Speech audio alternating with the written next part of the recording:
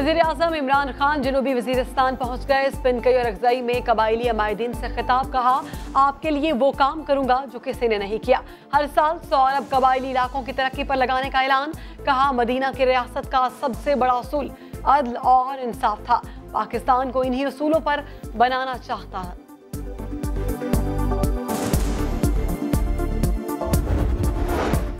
वज़ीर-ए-आज़म के ईरान में दिए गए बयान को सियाक व सबाक से हटकर पेश किया गया। वज़ीर-ए-आज़म ऑफिस की वजाहत, बैरूनी ताकतों के ज़ेर असर गैर रियासती अनासर की बात की गई।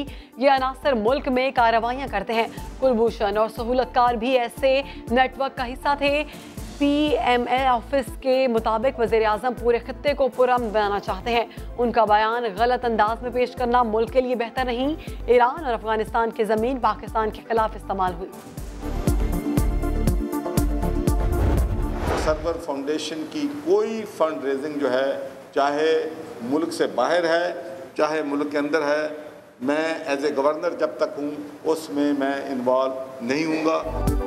गवर्नर पंजाब कहीं नहीं जा रहे। चौधरी सरवर ने प्रेस कॉन्फ्रेंस में ऐलान कर दिया। कहा 4 साल मेहनत के बाद गवर्नर बना हूँ, ओहदा छोड़कर नहीं भागूंगा।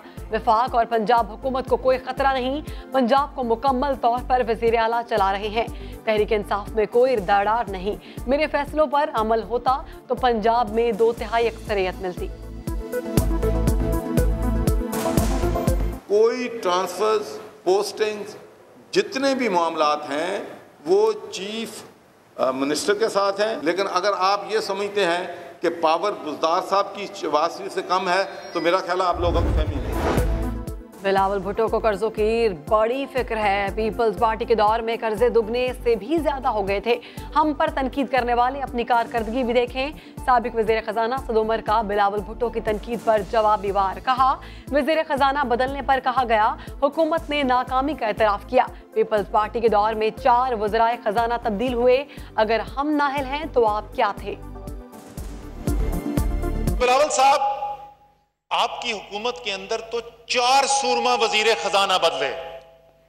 एक एक सूरमा भेजते गए, एक एक नाकाम होता रहा, एक एक घर जाता रहा। अगर हम नाअहल हैं, अगर हम नाकाम हैं तो आप क्या थे? क्या आप नाअहल तरीन थे? क्या आप नाकाम तरीन थे? पेशावर समेत खैबर पख्तूनख्वा में इंसदादे पोलियो मुहिम 30 रोज जारी। बोनीर में पोलियो टीम की सिक्योरिटी पर मामूर, पुलिस एहलकार कत्ल। DPO इरशाद खान कहते हैं पोलियो मुहिम जारी रहेगी। 2 रोज पहले पोलियो ड्रामा रचाने और तोड़ फोड़ के इल्जाम में मजीद 10 अफराद गिरफ्तार। दीगर की गिरफ्तारी के लिए जगह जगह छापे। और असगर खान केस के अहम किरदार यूनुस हबीब इंतकाल कर गए। वो कैंसर जैसे मूजी मरज में मुब्तला थे। यूनुस हबीब की नमाज जनाजा कराची के इलाके डिफेंस के बैतुल इस्लाम में अदा की जाएगी।